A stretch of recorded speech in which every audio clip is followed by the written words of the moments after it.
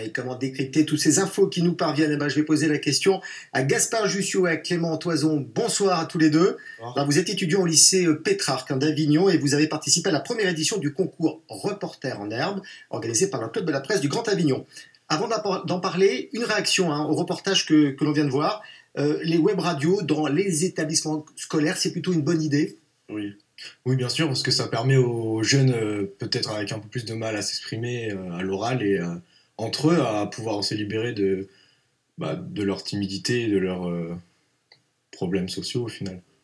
Comment ça participe à l'éducation aux médias un petit peu? C'est ça, oui. Peut-être que chez eux, ils peuvent pas faire ce genre de choses et qu'au lycée, ils pourront. Voilà. Alors revenons à votre reportage photo. Vous avez décroché la première place, bravo. Son titre, Durance, en 2 mots. Expliquez-nous un peu le titre. Ça parle un peu d'écologie.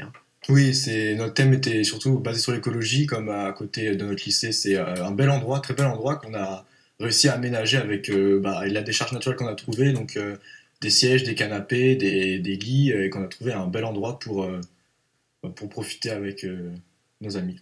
Et au fil du temps, on s'est rendu compte que les décharges ont grossi, puisque les gens passaient plus par cet endroit-là, et l'état global de la Durance s'est dégradé.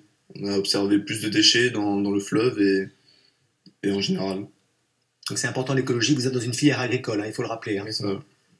Alors on va parler de l'info. À l'heure de la guerre en Ukraine qui inonde les réseaux sociaux avec des photos, des vidéos, comment vous faites-vous pour repérer les fake news?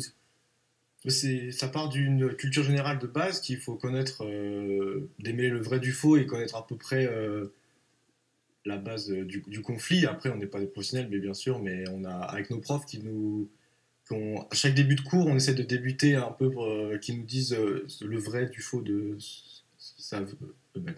Il faut aussi chercher plusieurs sources. Ça, c'est important, les sources. Alors justement, quand on parle des médias nouveaux comme TikTok, Instagram ou Brut, vous les utilisez, j'imagine. Oui. Comment vous décelez les vraies ou les fausses infos?